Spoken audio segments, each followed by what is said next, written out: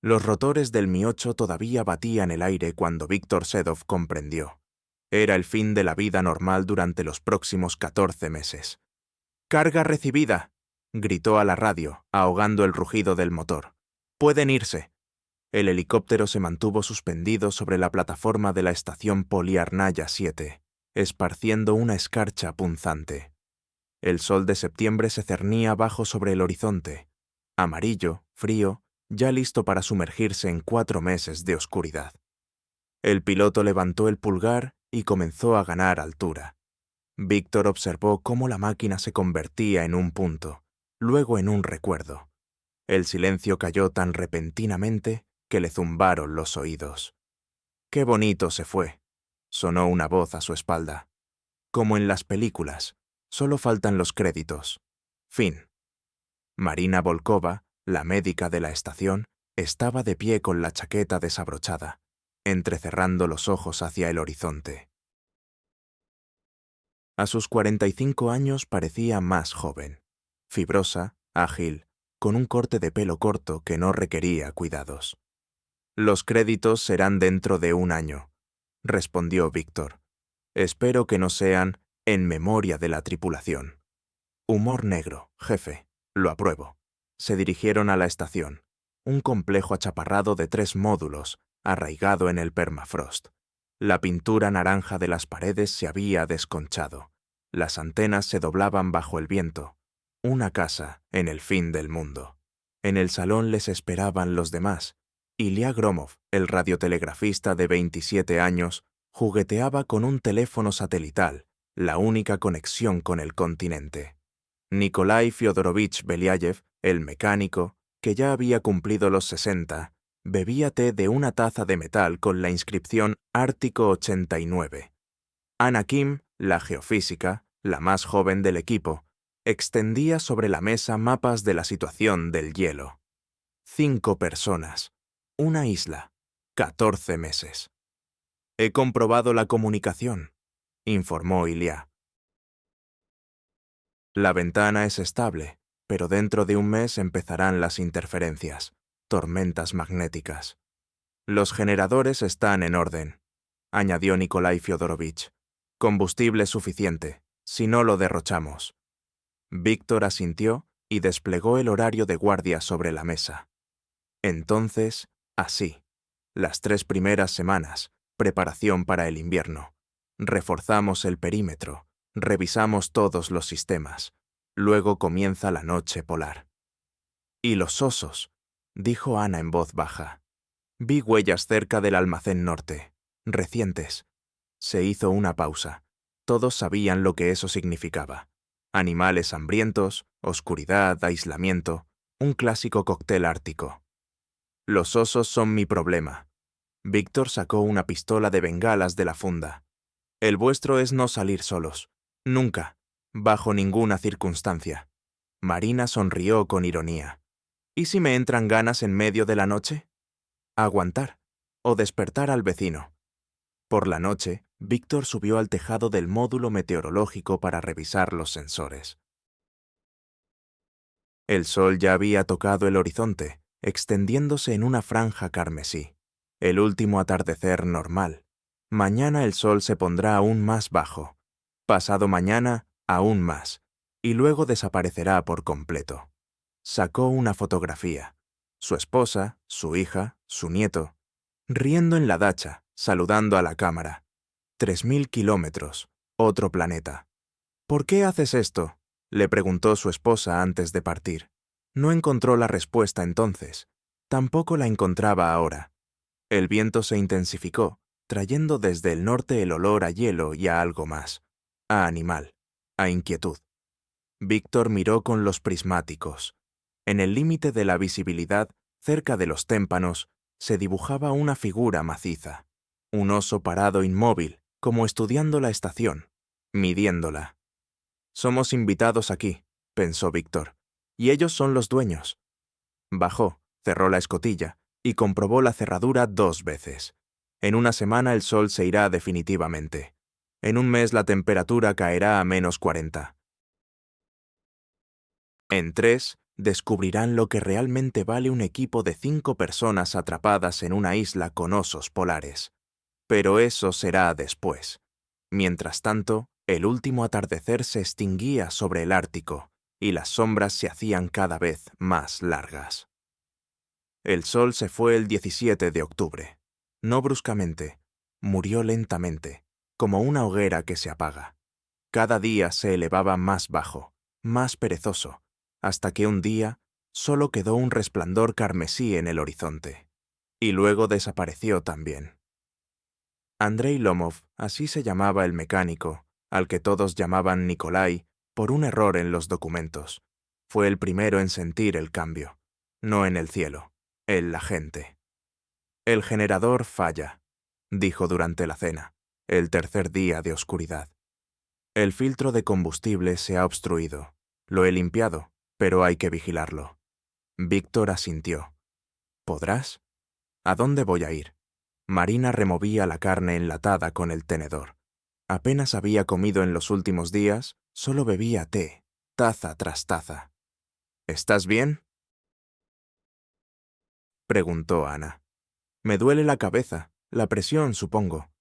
Ilia resopló desde su rincón sin apartar la vista de la estación de radio. A todos nos duele. Esto es el Ártico, nena. Acostúmbrate. No me llames así. Como digas, Doc. Víctor levantó la mano. Basta, llevamos aquí 2 semanas y ya nos estamos peleando. Todavía nos quedan 13 meses. Un silencio se cernió sobre la mesa, denso como la noche polar fuera de la ventana. Al quinto día, Andrei encontró a Ana en el observatorio. Estaba sentada junto a los instrumentos, pero las pantallas estaban apagadas. Se sentó a su lado. ¿Qué haces en la oscuridad? Miro. ¿Qué? Ana señaló hacia la ventana. Allí, en la negrísima vacuidad, danzaba la aurora boreal. Cintas verdes y rosas, fluidas, vivas. Hermoso, admitió Andrei. Aterrador, corrigió ella. ¿Sabes qué es? Viento solar. Partículas que vuelan millones de kilómetros, se estrellan contra nuestra atmósfera. Vemos cómo el planeta arde, lento, bello, imparable. Andrés guardó silencio. ¿Siempre has sido tan optimista? Ana resopló, casi una risa. Lo siento, la oscuridad me afecta. A todos nos afecta. Marina se toma somníferos. Elías no sale de la sala de radio. Víctor revisa los cerrojos 10 veces al día. ¿Y tú? Andrés se encogió de hombros. Yo reparo lo que se rompe. Mientras haya algo que reparar, estoy bien. El resplandor tras la ventana se intensificó y por un instante Andrés los vio. Siluetas oscuras sobre el hielo. 2, no, 3. Ana. Ya los veo. Los osos estaban a unos 100 metros de la estación, inmóviles, esperando. Vienen todas las noches, dijo Víctor en la reunión matutina, aunque ¿qué clase de mañana era esa? Nos están estudiando. Tal vez solo son curiosos, supuso Elías. Tal vez, y tal vez están esperando a que cometamos un error. Marina se frotó las sienes. ¿Cuántos son? Al menos 4. Una hembra con 2 cachorros y un macho grande. Posiblemente más. ¿Tenemos suficientes municiones? Víctor la miró fijamente durante un largo rato. Espero que no las necesitemos. En ese momento, la luz parpadeó. Una, otra. Se apagó. La oscuridad se abatió al instante. Absoluta, tangible. Alguien gimió. Una silla cayó con estrépito. ¡Calma! La voz de Víctor. ¿Andrés? Voy. Andrés ya se movía a tientas, contando los pasos hasta la sala del generador. 14, 15. La puerta. La lámpara de emergencia estaba colgada a la derecha. La encontró a ciegas. Pulsó el interruptor. Un haz tenue reveló el panel de control. El generador estaba en silencio. Andrés abrió la carcasa y maldijo entre dientes. La tubería de combustible se había roto. El gasóleo se extendía por el suelo formando un charco negro. «Pues hola, Ártico», susurró. Ahora sí que ha empezado de verdad. Tras la pared, en la gélida oscuridad, los dueños de la isla esperaban pacientemente. Andrés trabajaba a la luz de la linterna frontal, mientras los demás sostenían las lámparas de emergencia. Sus dedos, a pesar de los guantes, ya empezaban a entumecerse.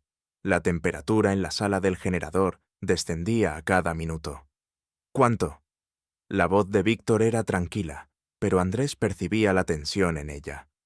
1 hora, tal vez hora y media. Hay que reemplazar un tramo de la tubería. ¿Tenemos repuestos? Sí, pero están en el almacén lejano. Se hizo el silencio. El almacén lejano, 40 metros desde la estación. 40 metros de oscuridad helada donde esperaban los dueños de la isla. Yo iré. Elías dio un paso adelante. Rápido, ida y vuelta. No irás solo, cortó Víctor. ¿Recuerdas la regla? Entonces iremos dos. Marina se levantó inesperadamente junto al operador de radio. Elías coge las tuberías, yo alumbro y vigilo. Tenemos bengalas. Víctor la miró fijamente durante un largo rato. Luego asintió. Salieron por el vestíbulo de emergencia. El frío golpeó al instante. -38. Ana había comprobado el termómetro hacía 1 hora. Los haces de las linternas rasgaban la oscuridad en estrechos conos, captando remolinos de nieve venteada. Marina iba delante, la pistola de bengalas en la mano derecha. Elías detrás contando los pasos. 10, 20. Los vio al paso 25. 3 siluetas, inmóviles, a unos 15 metros a la derecha. Elías. Su voz no tembló. No te detengas. Sigue adelante. Él entendió sin explicaciones. Sus pasos crujieron más rápido. Marina giró lentamente la linterna. El haz se deslizó por la nieve y se topó con una figura maciza. El macho, el mismo, con la cicatriz en el hocico. Estaba de pie, con la cabeza ligeramente inclinada, y la miraba directamente. Los ojos del oso reflejaron la luz. 2 luces amarillas en la oscuridad. Marina no se movió, no respiró. En algún lugar detrás crujió la puerta del almacén. Elías había llegado. El oso dio un paso. Ella levantó la pistola de bengalas. La mano no temblaba. Qué curioso, pensó con desapego. 3 semanas sin dormir bien y la mano no tiembla. El oso se detuvo, olfateó, resopló. Una nube de vapor se disipó en el aire helado y retrocedió. Simplemente retrocedió. Se dio la vuelta y se dirigió tranquilamente hacia los témpanos, y tras él se movieron la osa y el cachorro. «Marina», la voz de Elías. «Listo, vamos». Ella retrocedió, sin apartar la mirada de las siluetas que se alejaban. Solo cuando su espalda golpeó la pared del almacén, se permitió respirar. 2 horas después, el generador volvió a funcionar. La estación revivió. Los calentadores zumbaron, las pantallas parpadearon. Ana corrió inmediatamente a los instrumentos meteorológicos. Víctor, a la radio. Marina estaba sentada en el salón, apretando una taza de té. Sus manos por fin empezaron a temblar. ¿Por qué retrocedió? Elías se sentó enfrente. Estábamos a 30 segundos del almacén. Habría podido alcanzar. No lo sé. ¿Habrías disparado? Marina se miró las manos. Los dedos que, hacía 3 horas, sostenían la pistola de bengalas. Sí. Elías asintió. Guardó silencio. Gracias por venir conmigo. Ella no respondió. Miraba por la ventana oscura, tras la cual, en algún lugar entre los témpanos, vagaban los dueños de la isla. Habían retrocedido hoy, pero volverán. Y Marina sabía. La verdadera prueba aún estaba por llegar. Cuando la temperatura baje de los 50, cuando el combustible empiece a agotarse, cuando la oscuridad se vuelva insoportable, entonces sabrán quién es el verdadero dueño aquí. Tras la ventana, invisible en la noche polar, el macho con la cicatriz se tumbó al lado de sotavento de un témpano. Sabía esperar. El termómetro marcaba -52. Dmitri Chernov miró las cifras y no se lo creía. En Moscú, cuando firmó el contrato, esas cifras le parecían una abstracción. Romanticismo. Una línea de un libro de Nansen. Ahora lo entendía. No era romanticismo. Era una condena. «Apártate de la ventana», dijo Víctor. «El cristal está completamente congelado. Si se rompe, perderemos el módulo en minutos». Dmitri retrocedió. Su aliento se convertía en escarcha en el mismo aire. Incluso dentro de la estación, la temperatura apenas se mantenía en 8 grados sobre cero. «El generador está funcionando al límite». Nikolai entró en el camarote común frotándose las manos ennegrecidas por el aceite. «El combustible se espesa. Si se enfría 5 grados más, la bomba se detendrá». «¿Pronóstico?», preguntó Marina. -57 para la mañana. Silencio. Dmitri recordó cómo, hacía un mes, había escrito en su diario: «La noche polar es una prueba del espíritu. Aquí el hombre se encuentra consigo mismo». Qué idiota había sido. «Tenemos que trasladar todo al módulo central», dijo Víctor. «Desconectamos el habitable y el científico. Calentaremos un solo espacio». «No cabremos», objetó Ilya. «Cabremos. No hay opción». Durante las 3 horas siguientes estuvieron trasladando cosas. Sacos de dormir, botiquín, radios, alimentos. Dmitri trabajaba en silencio, tratando de no pensar que al otro lado de la pared estaba la muerte. Instantánea, indiferente. A -50 grados, la piel desnuda se congela en 30 segundos. Lo había leído en un libro de texto. Ahora la cifra cobraba peso. «Alto». Nikolai se detuvo en la puerta del corredor técnico. «¿Oyen? Un chirrido. Metálico, prolongado». «El revestimiento», dijo Víctor. «Se contrae por el frío». Pero no era solo un chirrido. Dmitri escuchó otra cosa. Un golpeteo suave, rítmico, desde fuera. Marina se acercó a la ventanilla cubierta de escarcha y la limpió con la palma de la mano. «Está aquí». El macho con la cicatriz estaba a 3 metros de la pared. A la luz de la lámpara de emergencia, su pelaje parecía amarillo, viejo. No se movía, solo miraba. «¿Por qué no se va?», susurró Dmitri. «Con esta temperatura, incluso los osos buscan refugio». «Lo está buscando», respondió Víctor, «el nuestro». El oso levantó la pata y golpeó la pared. No con fuerza, como probando. El metal resonó. «Siente el calor», dijo Marina. «Visión infrarroja. Para él, la estación es como una fogata en la oscuridad». Segundo golpe. Tercero. «¿Aguantará la pared?», preguntó Dmitri. Nikolai no respondió. Su silencio fue más elocuente que las palabras. Víctor tomó la pistola de bengalas. «Todos atrás. Ilya, abre la escotilla de emergencia en el techo. Si rompe el revestimiento, saldremos por arriba». «¿Al techo? ¿Con -50 grados? Allí viviremos 5 minutos. Aquí, con un oso dentro, ni uno». Dmitri se apretó contra la pared, sintiendo cómo le temblaban las rodillas.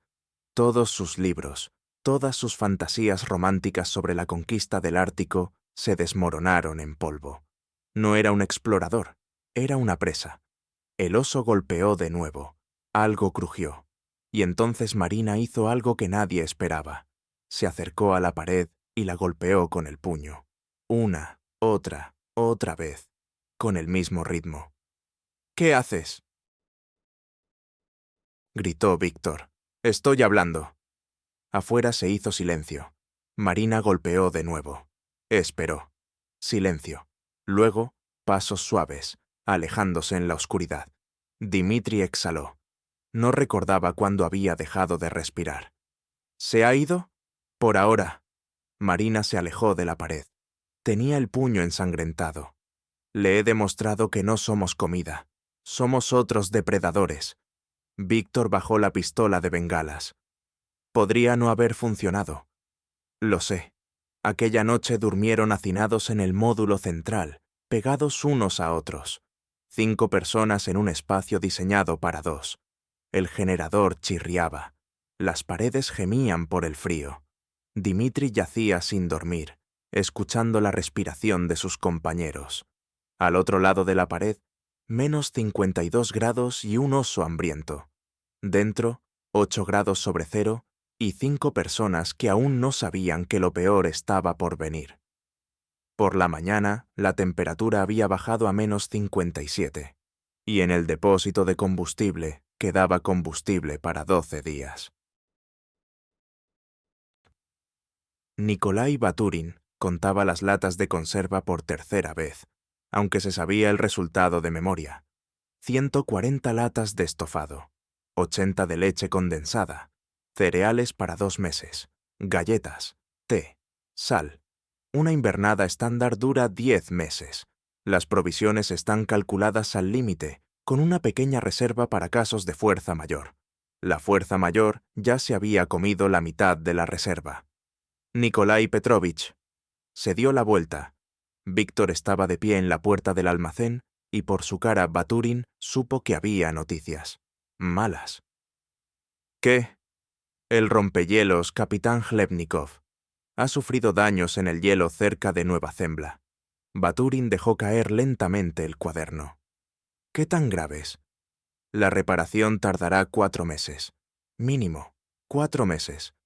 Baturin cerró los ojos, haciendo cálculos. 14 meses en lugar de 10. Con el consumo actual de combustible y alimentos, reúne a todos, dijo. Tenemos que hablar. Estaban sentados en el módulo central, los 5. La temperatura interior había subido a 12 grados. La helada exterior había retrocedido hasta los -43. Víctor explicaba la situación. Baturin observaba los rostros. Dimitri, pálido, pero sereno. El chico está madurando. Ilya, con la mandíbula apretada, los ojos inquietos. Malo. Marina, inmóvil como una estatua. Demasiado tranquila. 4 meses, repitió Ilya. 4 meses más en este infierno. No es un infierno, corrigió Baturin. Es una isla. Yo ya he invernado aquí. Sobrevivimos. ¿Cuántos eran? 7. Regresamos 5. Silencio. ¿Qué les pasó a los 2? Preguntó Dimitri. Uno salió de noche sin armas, un oso. El segundo... Baturin hizo una pausa. El segundo no lo soportó. La oscuridad, el aislamiento, estar solo. Ilya se levantó de un salto. ¡Estupendo! Simplemente estupendo. Estamos atrapados aquí con osos, sin combustible, sin comida, y tú nos cuentas cómo la gente perdía la cabeza. Siéntate, dijo Víctor. ¡No! Ilya golpeó la mesa con el puño. Basta, basta ya de tu tono de comandante. Tú nos trajiste aquí, tú tomaste las decisiones, tú... Ilya, era Marina. Una sola sílaba suave, y el radiotelegrafista se calló. Siéntate, repitió ella. Respira. Cuenta hasta 10.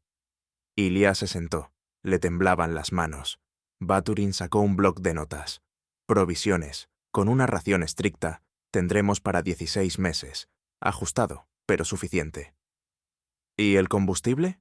Preguntó Víctor. Peor. Si el generador funciona a plena potencia, no llegaremos. Hay que ahorrar. Calefacción, al mínimo. Luz, por horas. Comida caliente, una vez al día. La gente se congelará. La gente sobrevivirá. Sé cómo se hace. Víctor lo miró largamente. Luego asintió. Bien. Nikolai Petrovich se encargará de la distribución de los recursos. Todos obedecerán. Sin discusión. ¿Y si no estoy de acuerdo? Ilya de nuevo. Entonces serás el primero en morir, dijo Baturin simplemente. No de frío, de tu propia estupidez. Esa noche, Baturin no durmió. Estaba sentado junto a la ventana, mirando la luz de la luna sobre la nieve. Un oso con una cicatriz vagaba por el perímetro, una sombra oscura sobre el blanco. ¿No puedes dormir? Era Marina. Se acercó silenciosamente y se sentó a su lado. «Estoy contando», respondió. «Calorías, gramos, días. ¿Y qué tal? Si todo va a la perfección, sobreviviremos. Si no... ¿Qué pasa, si no?» Baturin se volvió hacia ella. «Entonces alguno de nosotros no volverá. Tal vez uno. Tal vez más». Marina guardó silencio. «¿Por eso has pasado aquí otro invierno?», preguntó ella finalmente. «¿Después de lo que pasó? Porque debo hacerlo. Alguien debe saber cómo sobrevivir. Alguien debe recordar qué errores no se pueden repetir». Fuera, tras el cristal, el oso se detuvo. Miraba la estación, la luz de la ventana, a las dos personas que lo miraban. «Está esperando», dijo Marina. «Siempre están esperando. El hielo es paciente, los osos son pacientes. La cuestión es si nosotros tendremos suficiente paciencia». En lo profundo del módulo, Ilia gritaba en sueños. Una grieta se abrió, no en el hielo, sino en la gente. Y Baturin sabía, lo peor solo estaba comenzando. El primer rayo golpeó la ventana a las 11:47 de la mañana. Marina estaba de pie junto al ojo de buey, entrecerrando los ojos por el dolor inusual. Le lloraban los ojos. Después de 4 meses de oscuridad, había olvidado lo agudo que puede ser la luz. «El sol», dijo en voz baja. Nadie respondió. Ilia yacía en la litera, de espaldas a la pared. Ana estaba sentada junto a los instrumentos, pero no miraba la pantalla, sino la nada. Baturin comprobaba las lecturas del generador. Andrei reparaba algo en un rincón, metódicamente, mecánicamente. El sol había regresado, pero no había alegría. «¿Salimos?», propuso Marina. «Todos juntos, a ver el amanecer». «¿Para qué?». Ilia no se dio la vuelta. «Todavía faltan 3 meses para la evacuación. Nada ha cambiado». Baturin dejó la revista. «Salimos», dijo. «Es una orden». Estaban de pie en el porche del módulo, 5 personas con gafas oscuras, entrecerrando los ojos al horizonte. La temperatura había subido a -28 grados. Después de las heladas invernales, aquello parecía casi calor. El sol colgaba bajo, un disco rojo que apenas asomaba por encima de los témpanos. La nieve brillaba con tanta intensidad que dolían los ojos incluso a través de las lentes protectoras. «Es bonito», dijo Ana sin expresión. Silencio. Baturin se quitó las gafas, miró al equipo, los rostros demacrados, los ojos apagados, los hombros caídos. «Tengo algo que decir».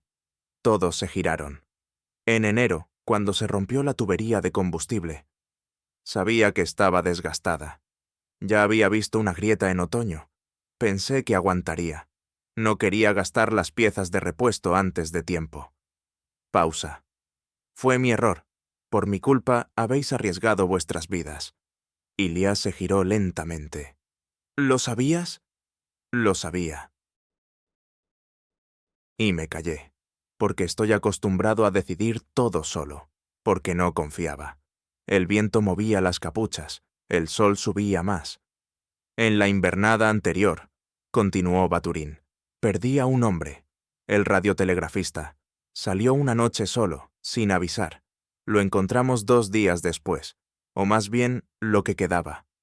Marina se estremeció. «Yo era el jefe de la estación, debía haber vigilado, pero confiaba en él, y él esa confianza la aprovechó. Desde entonces no confío plenamente en nadie». Baturin miró a Ilia. «Está mal, lo entiendo». Silencio. Entonces Ilia se quitó las gafas.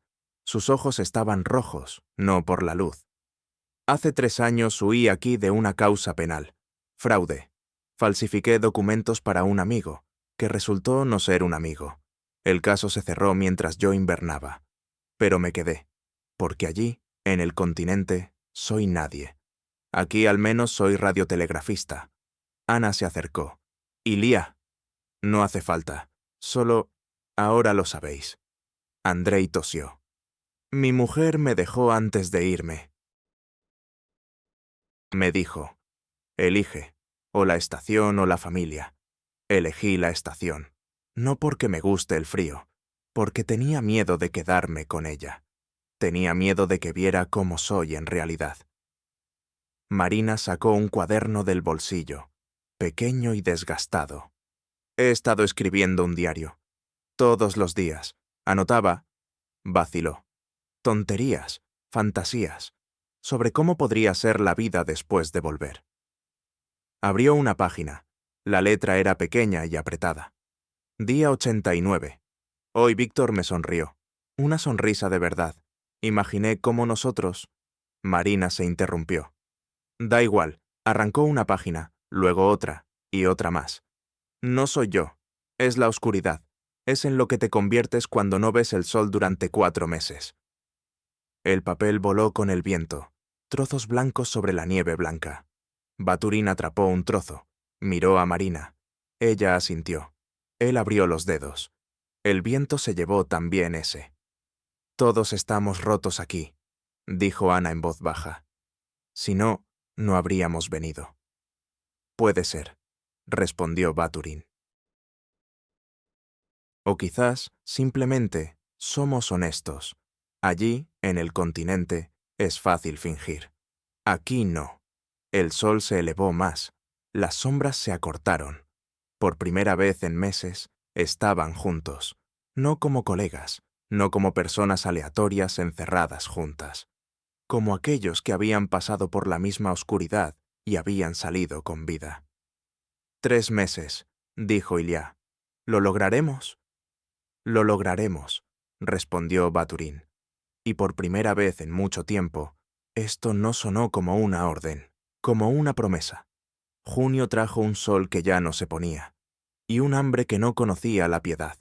El oso con cicatriz regresó el día 15, pero ahora no estaba solo, le seguían 4 más, enflaquecidos después del invierno, con las costillas marcadas bajo el pelaje amarillo sucio.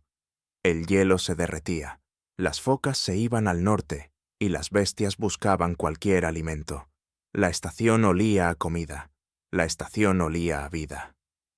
Nos están rodeando, dijo Ana, alejándose de la ventana. 2 por el norte, 3 por el este. Están esperando.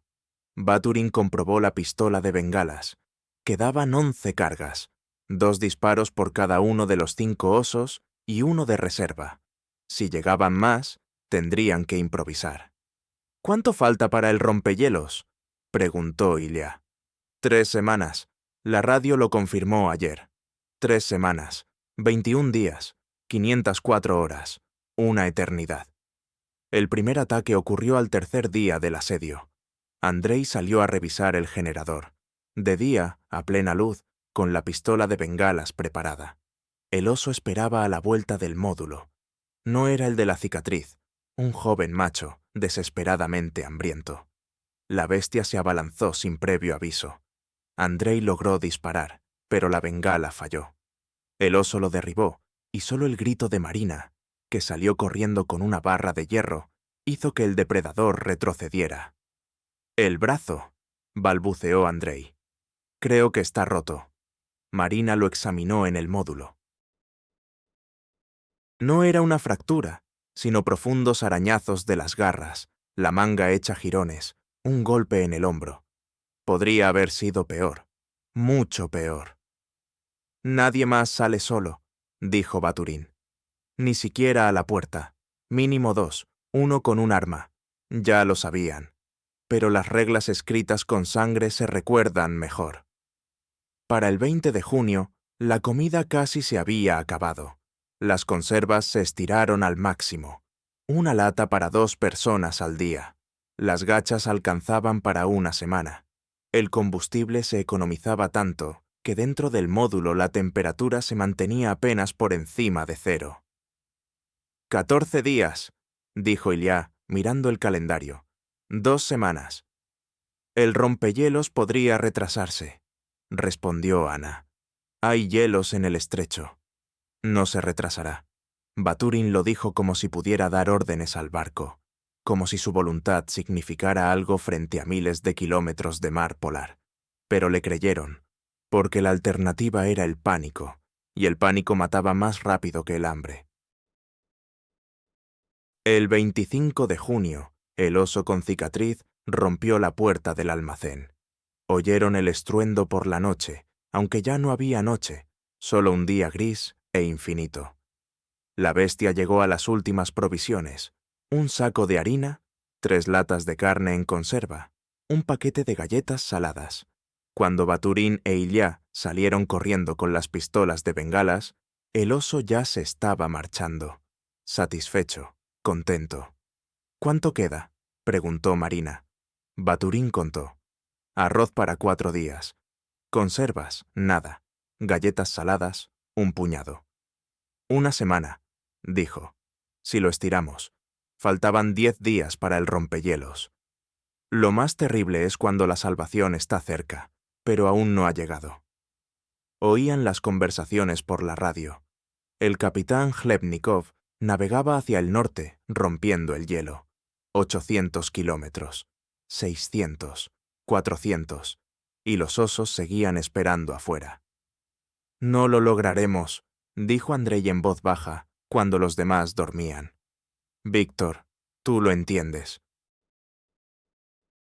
3 días sin comida, y no podremos ni siquiera estar de pie». Baturín guardó silencio. Miró por la ventana el día polar, que ya no parecía una salvación. «Lo lograremos», respondió finalmente. «Hemos pasado por demasiado para morir una semana antes de la evacuación». El 3 de julio, la radio revivió. «Polar 7, aquí el Chlebnikov. Los vemos. Llegaremos en 48 horas. Resistan». Marina lloró. Ilya se echó a reír. Una risa extraña, rota, de alguien que había dejado de creer en lo bueno durante demasiado tiempo. Baturín salió a la puerta. El oso con cicatriz estaba a 50 metros, observando. «2 días», le dijo Baturín. «Ten paciencia. Pronto nos iremos y la isla volverá a ser tuya». La bestia no se movió. Solo miró, con ojos oscuros, antiguos.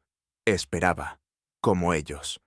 El rompehielos apareció en el horizonte el 5 de julio a las 6 de la mañana, un punto oscuro que cortaba la línea blanca del hielo. Marina lo vio primero. Estaba junto a la ventana con una taza de té frío y de repente se quedó paralizada, sin dar crédito a sus ojos. Entonces la taza se le cayó de las manos, se rompió, y nadie le prestó atención. «Está llegando», susurró. «Dios mío, está llegando». 1 hora después, el capitán Chlebnikov estaba ya lo suficientemente cerca como para distinguir el casco rojo y la superestructura blanca. Un helicóptero despegó de la cubierta e hizo un círculo sobre la estación. Baturín salió al hielo con una pistola de bengalas. Disparó. Una estrella verde floreció en el cielo gris. El oso de la cicatriz observaba desde las crestas de hielo. No se acercaba, como si entendiera. La evacuación duró 4 horas. El helicóptero hizo 3 viajes. Personas, documentos, muestras. La estación quedó conservada, a la espera del próximo relevo. Cuando Baturín fue el último en subir a bordo del rompehielos, el capitán Demidov lo recibió en la cubierta. 14 meses, todos vivos. ¿Cómo lo lograron? Baturín miró la isla que se alejaba. «Simplemente no nos rendimos». Por la noche, cuando la estación se convirtió en un punto en el horizonte y luego desapareció por completo, el equipo se reunió en el salón del rompehielos. Borsch caliente, pan fresco, carne de verdad. Cosas sencillas que parecían un lujo imposible. Ilya comía en silencio, concentrado, como si temiera que la comida desapareciera.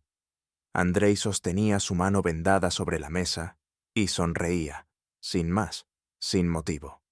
Ana anotaba algo en un cuaderno, levantando la vista de vez en cuando hacia el ojo de buey. Marina no comía. Estaba sentada con el teléfono. Por primera vez en un año había señal. «¿Llamarás?», preguntó Baturín. «No», Guardó el teléfono. No tengo a quién, pero escribiré un artículo. No sobre la fisiología de la adaptación, como había planeado. Sobre otra cosa. ¿Sobre qué? Sobre cómo cambia el alma cuando el mundo se reduce al tamaño de una habitación y 5 personas. Hizo una pausa. Sobre lo que encontramos allí, en la oscuridad. Ilia dejó la cuchara. Llamaré al investigador. Cuando regrese, contaré la verdad sobre el accidente. Nadie se sorprendió. En estos meses habían perdido la capacidad de sorprenderse ante la honestidad. «Te encarcelarán», dijo Andrei. «Tal vez». Ilia se encogió de hombros. «Pero ya no quiero huir». Andrei asintió. Sacó el teléfono, miró la pantalla. Contacto Lena, su exesposa. No llamé durante un año. Tenía miedo. ¿De qué? De que ella me dijera, no llames más. Sonrió con ironía. Ahora no tengo miedo. Después de los osos y los 50 grados bajo cero, ya no tengo miedo de nada. Marcó el número.